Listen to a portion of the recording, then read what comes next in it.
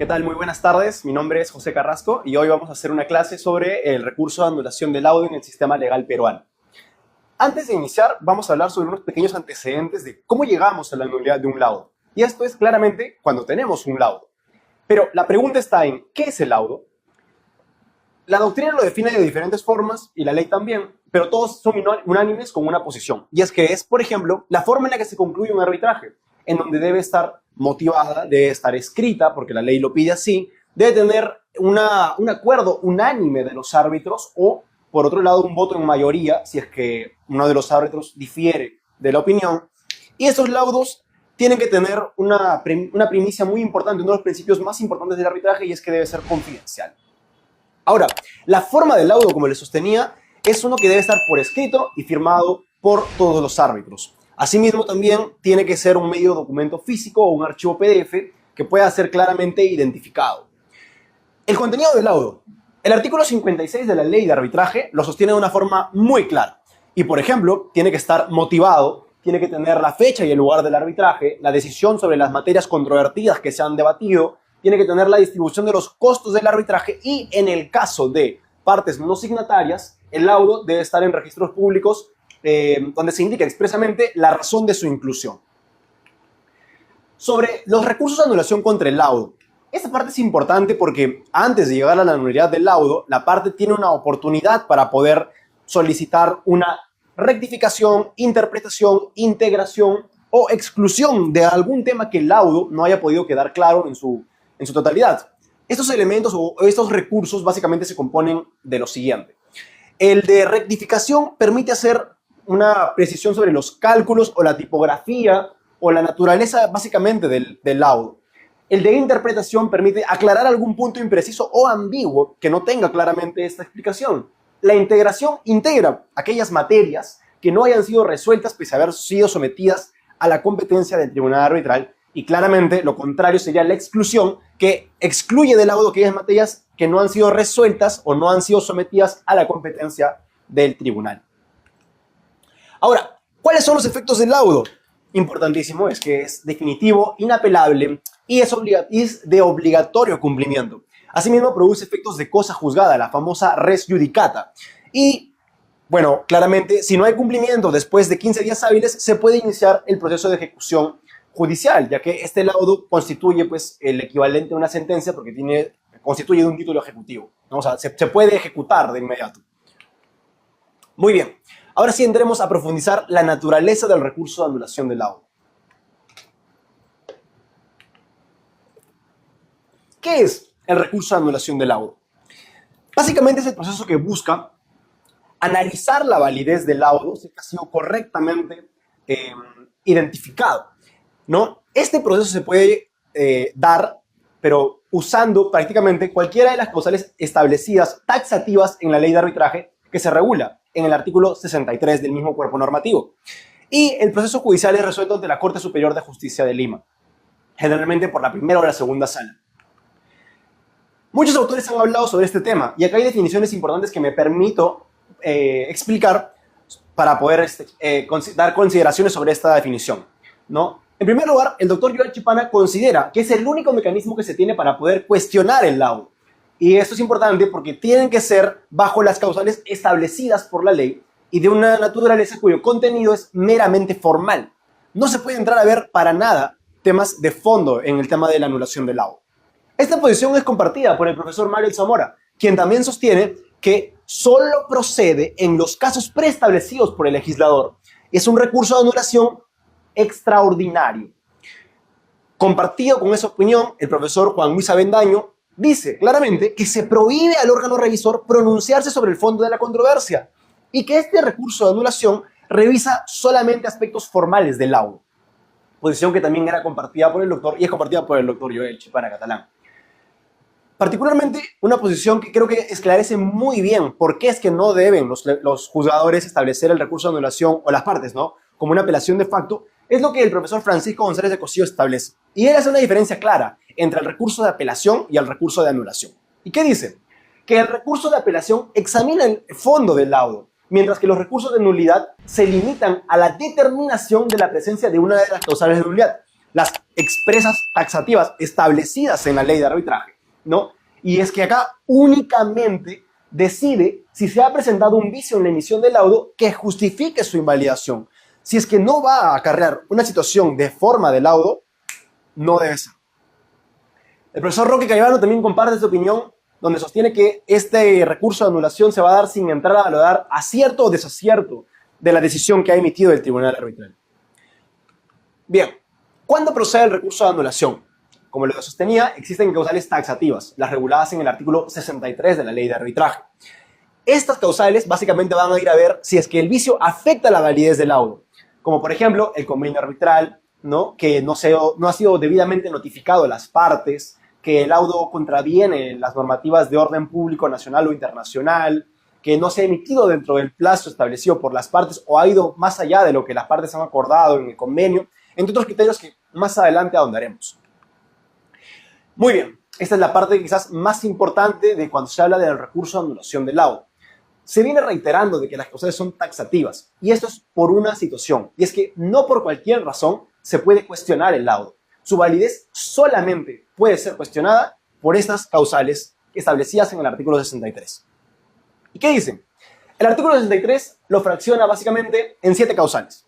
La primera, el 63A de la ley de arbitraje, dice que se podrá llevar a anulación del laudo cuando el convenio arbitral es inexistente, nulo, anulable, inválido o ineficaz.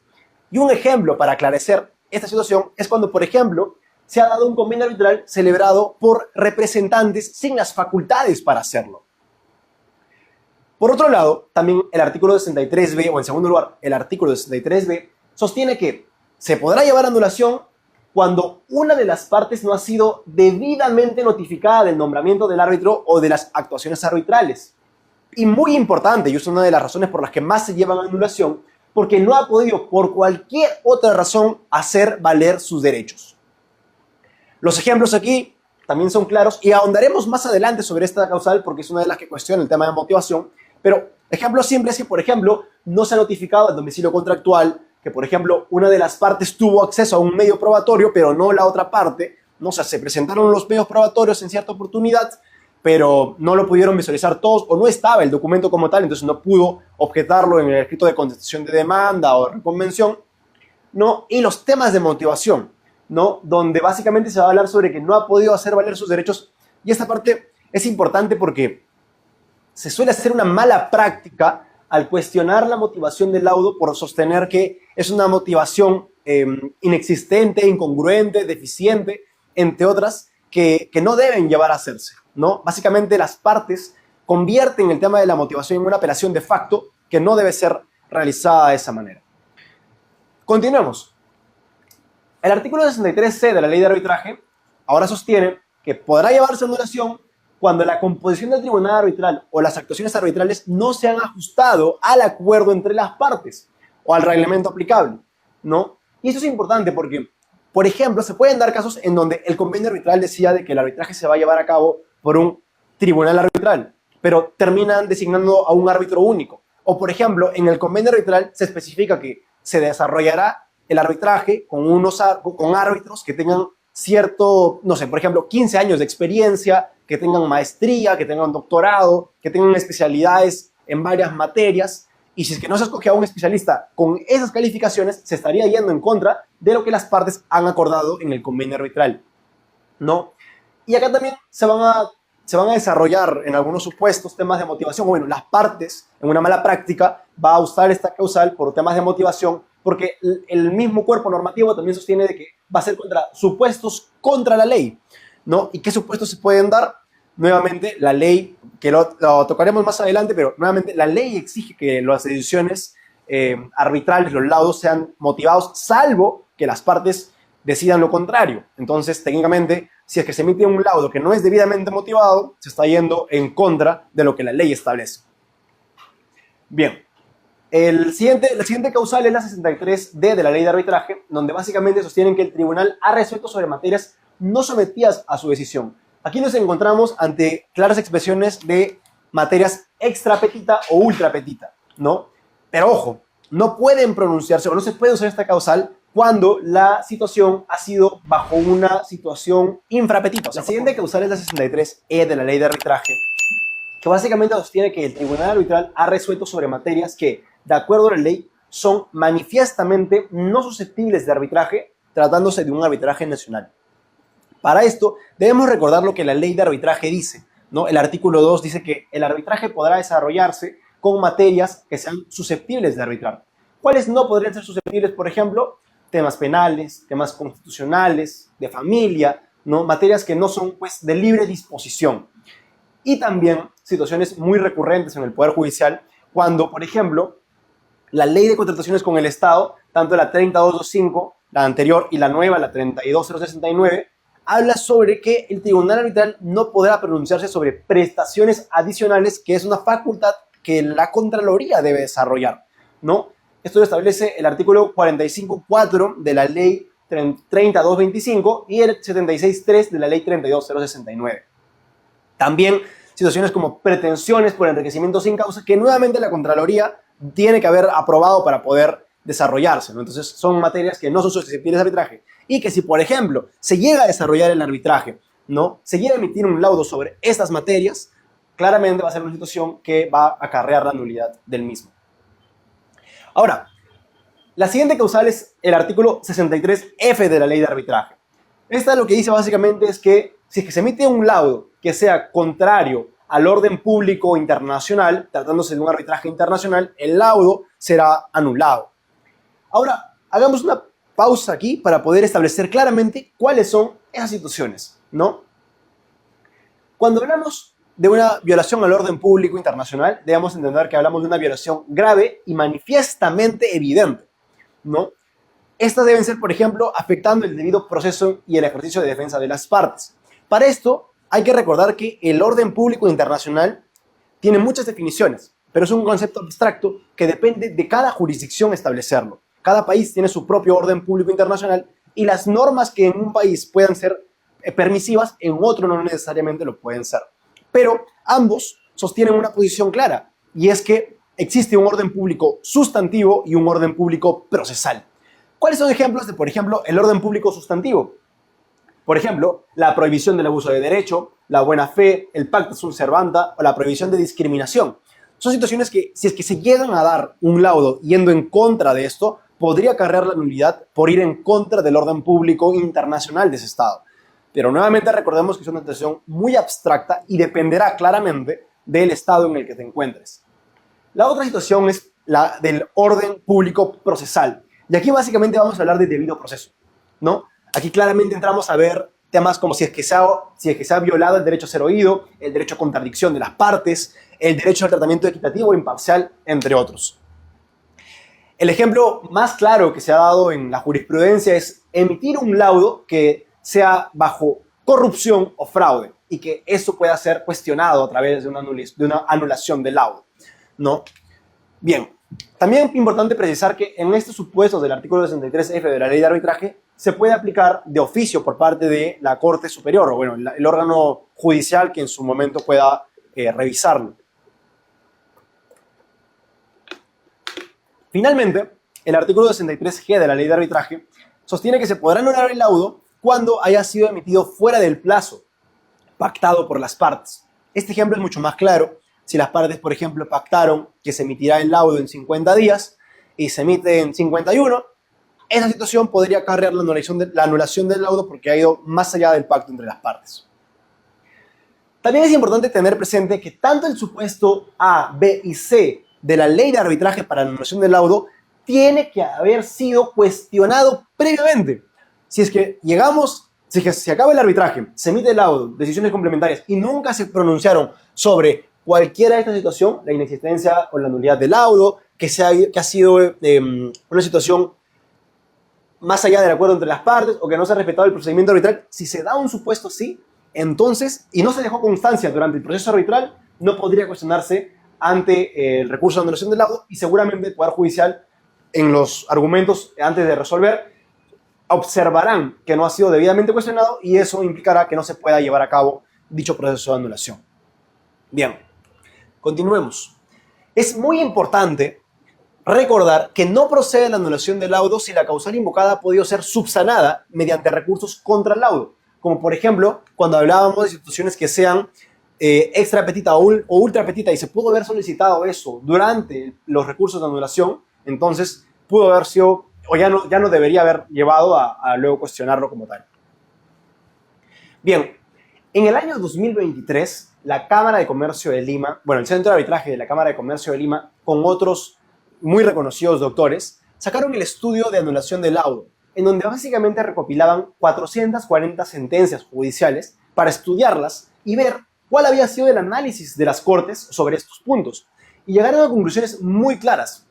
Por ejemplo, sobre el tema de la procedencia de la anulación, de la cantidad de casos, el 91% de recursos fueron procedentes, lo que implica que, por ejemplo, dejaron cuestionamiento previo en los artículos 63A, B y C de la ley de arbitraje, ¿no? Y eso implicaba la procedencia del mismo. Y el 9% nada más fueron improcedentes. También se hablaba en este estudio del éxito del pedido de anulación y de los casos estudiados se establecían de que el 82% había tenido un éxito del pedido de anulación y el 18%, perdón, que el 82% había sido declarado infundado y el 18% habían sido declarado fundado, lo que implicaba que evidentemente esto regresara al tribunal arbitral para que corrija lo propiamente establecido, o si es que era una anulación total, pues que se reinicie el arbitraje desde cero. También este estudio sostenía de la participación del Estado en procesos de anulación y básicamente sostenía que de los 440 casos, 340 eran con el Estado como parte y 100 eran casos, digamos, otros, ¿no? Entre privados o lo que se pueda sostener al respecto. ¿Cuál ha sido la frecuencia empleada? O sea, sobre las causales de anulación que se han aplicado, que las partes aplican en estos supuestos. Aquí está el gráfico y lo explica claramente. El 2.27% de las causales de ir contra el convenio arbitral son lo que implicaba que ha sido tener un porcentaje muy reducido, ¿no? La causal 63.1b sobre el tema justamente de motivación, que ahorita vamos a ver sostienen que ha habido un 85,68%. ¿Qué quiere decir eso? Que de la cantidad de sentencias que se estudiaron, el 85% han sido cuestionadas por el supuesto de indefensión. O sea, básicamente que no han podido por cualquier razón hacer valer sus derechos o que no han sido correctamente nombrados sobre las actuaciones arbitrales. No han podido estar al tanto de esa información. Bien, de ahí el artículo 63.1c ha tenido el 28% del estudio, ¿no? El D el 15%, el E el 5%, ningún caso del inciso F, o sea, quiere decir que no hay ningún caso que se llevado a anulación en el supuesto de cuestionamiento por el orden público internacional, dato no menos interesante, y el 1,59% para los casos de laudos emitidos fuera del plazo. Pero aquí lo relevante es ver estos dos supuestos, ¿no? ¿Cómo es que cuáles son los supuestos que más cantidad de porcentaje tienen? Que como les sostenía era el 63.1b y 63.1c sobre el tema de motivación del laudo. Es un tema que adelante vamos a explicar con mayor profundidad. Bien, sobre la motivación del laudo, para cuestionar la anulación del laudo, ¿no? Sobre el tema de la motivación en este aspecto.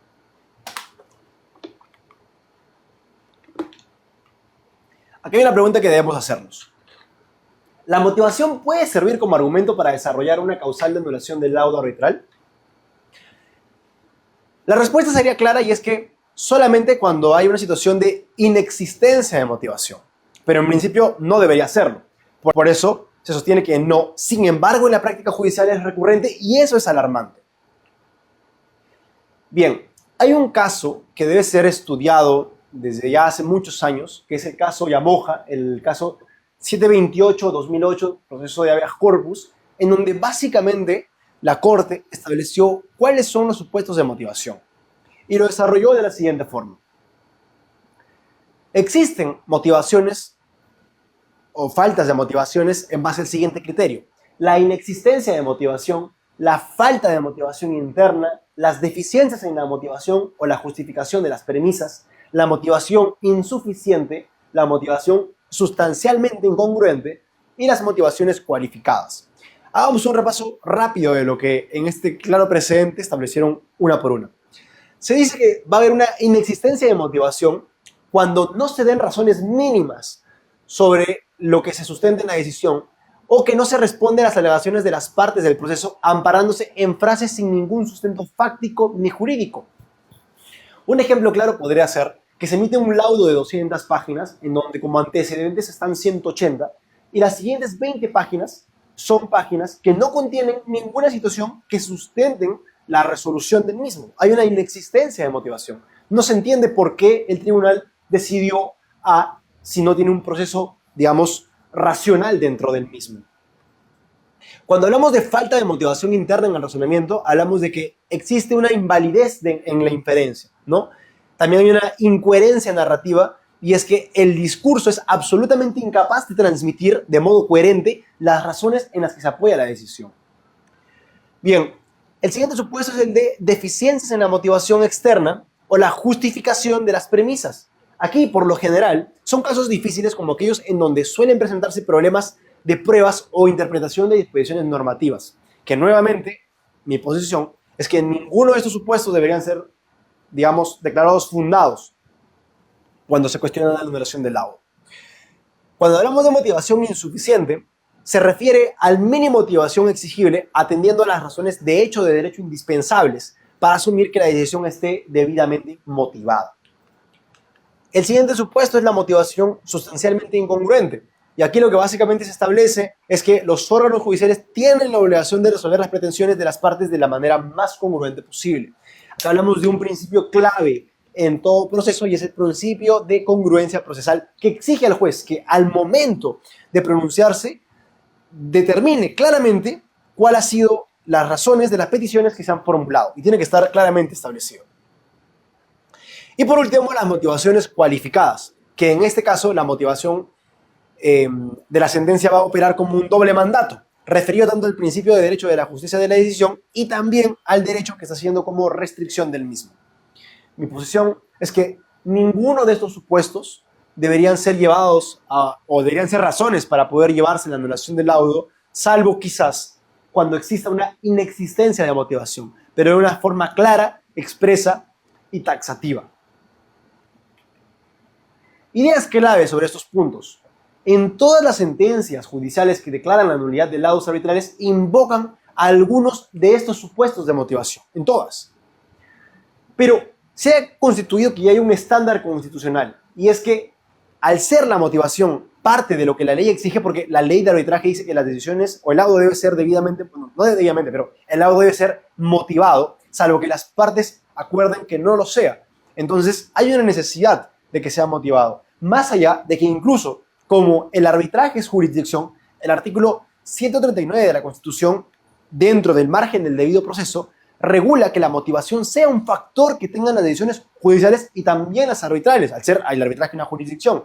Entonces, que se emita un pronunciamiento sin guardar la forma de la motivación implicaría ir en contra de lo que el marco normativo regula, que es básicamente una motivación clara, razonable y que explique las razones de la decisión que se ha tomado. El desarrollo de las causales de anulación. Tal como sostenía en el gráfico del estudio de anulaciones del laudo, hay dos causales de anulación que son reiteradamente sostenidas por las partes cuando pierden un arbitraje, y es el artículo 63.1b y 63.1c de la ley de arbitraje.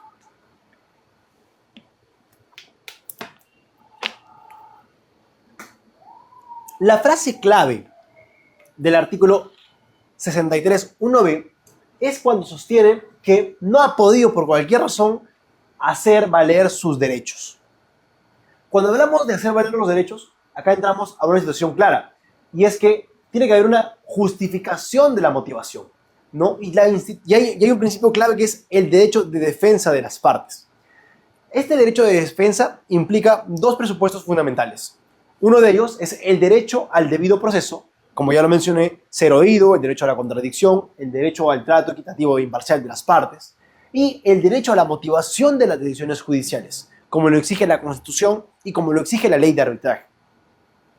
Se podría entender entonces que si es que se emite un laudo que no tiene motivación se iría en contra de lo que la normativa regula y solicita a las partes, o solicita al tribunal arbitral que desarrolle.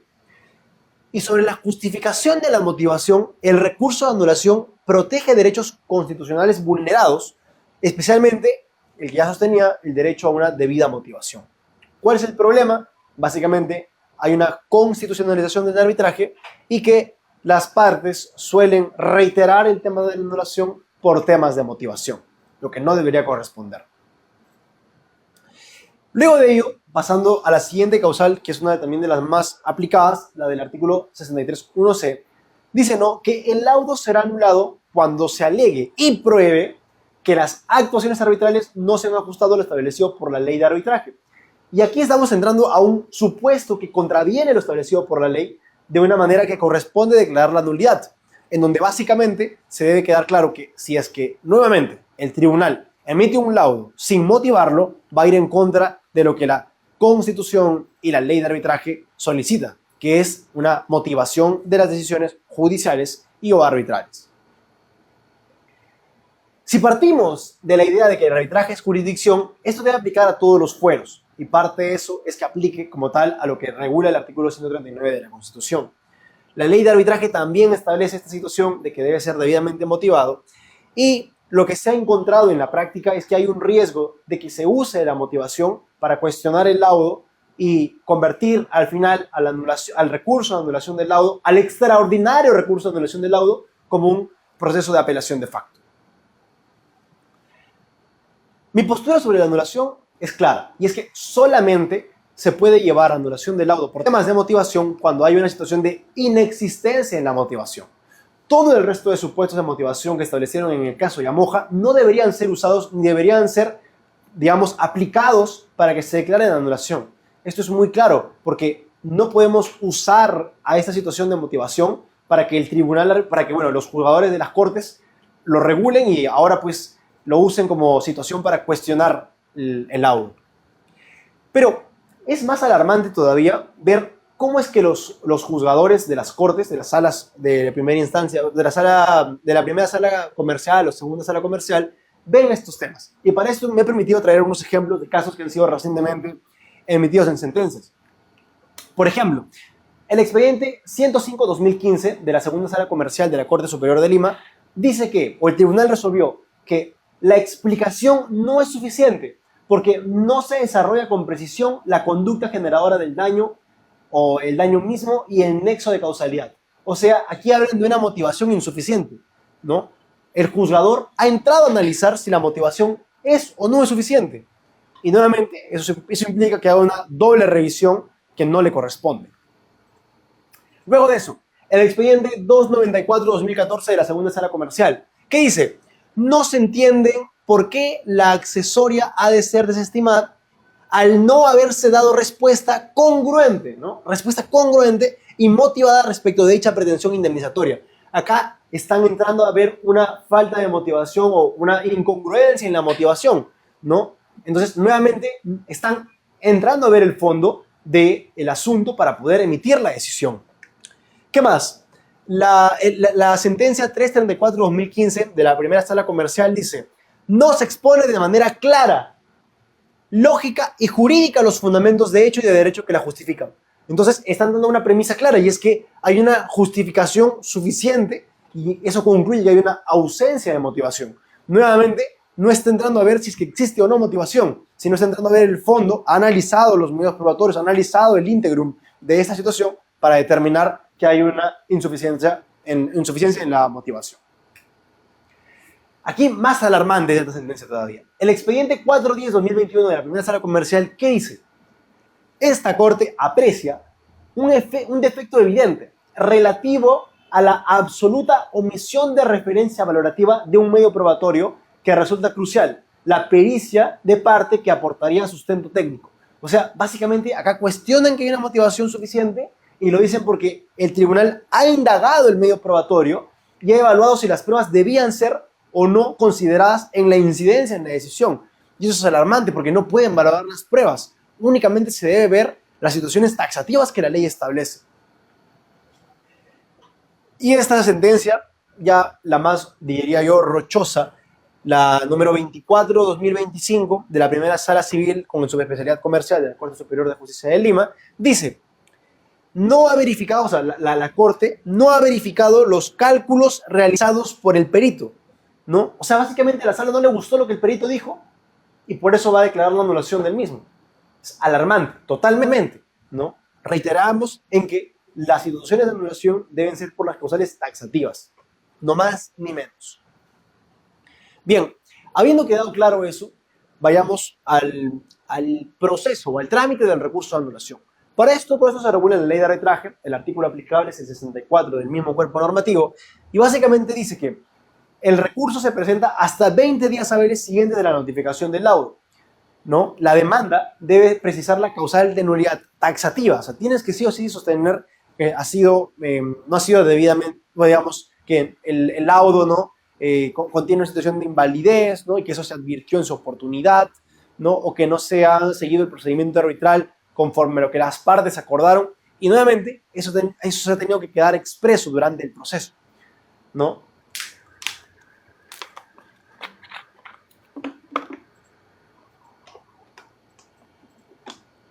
Bien,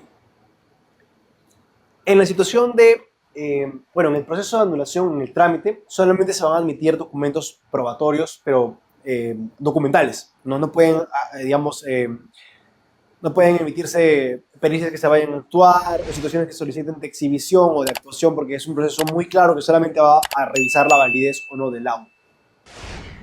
Una vez revisada la demanda, la Corte Superior resolverá la admisión de la demanda en el plazo de 10 días hábiles. Y luego eso se correrá traslado por plazo de 20 días hábiles para que la otra parte absuelva el recurso de anulación, para que el demandado la absuelva, ¿no? Ahora, la Corte Superior fijará la fecha de la vista de la causa y básicamente se podrá resolver la demanda en el plazo de 20 días hábiles. Otra parte importante que también sostiene la ley es que la interposición de la demanda suspende la ejecución del laudo. Y la respuesta es que no, no en lo absoluto. El proceso de anulación no suspende la ejecución del laudo, salvo que el demandante pida la suspensión. Y además, tiene que ir presentado de una garantía acordada por las partes o estipulada en el reglamento arbitral aplicable, ¿no? Y bueno, ya con la sentencia de la Corte Superior, la garantía pues no le será entregada al vencedor. La interposición de la demanda suspende la ejecución del laudo, como ya lo mencionamos, no, pero acá hay una parte más importante aún, ¿no? Es, ¿cuál es la consecuencia? ¿Qué pasa si se anula un laudo o no? La respuesta es clara. Si no se anula el laudo, entonces queda válido y la parte que tiene la razón en el mismo podrá solicitar su ejecución. Si el laudo es declarado nulo parcialmente, la Corte enviará los documentos para que el tribunal arbitral que emitió la decisión pueda volver a pronunciarse sobre el aspecto que ha sido declarado nulo, ¿no? O sea, sobre ese aspecto, sobre esa parte parcial que tiene que volver a pronunciarse. Y si es que se anula totalmente, en esa situación lo único que quedaría sería, bueno, iniciar el proceso arbitral de cero. Con ello habríamos terminado la clase de hoy sobre el recurso de anulación del laudo.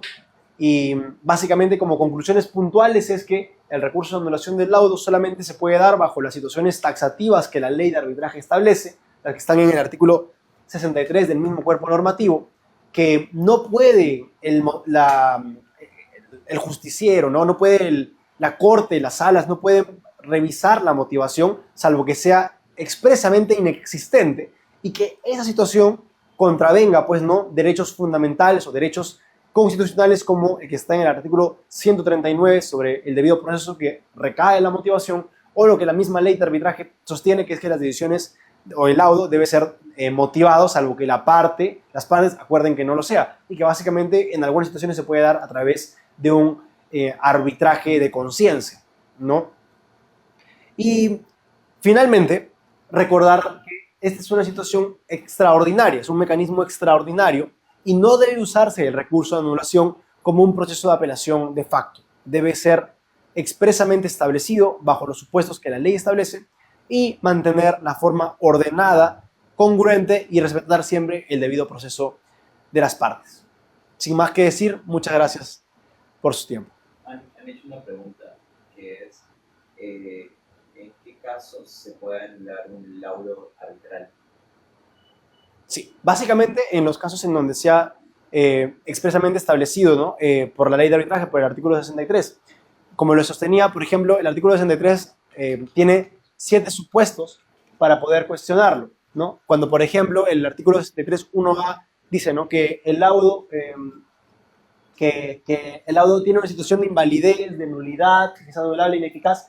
En esa situación se puede anular, por ejemplo, cuando el representante no tiene las facultades para hacerlo, ¿no? Otros supuestos, por ejemplo, el del 63B, cuando dice que no ha sido debidamente notificada el nombramiento de uno de los árbitros o no se ha respetado a las partes, ¿no? Ahí está en las situaciones de que, por ejemplo, no se ha notificado el domicilio contractual o que una parte no tuvo acceso a un medio probatorio y por eso no ha podido pronunciarse en los escritos, por ejemplo, de contestación o de reconvención, ¿no? Entre los supuestos que están regulados en el artículo 63 de la ley de arbitraje.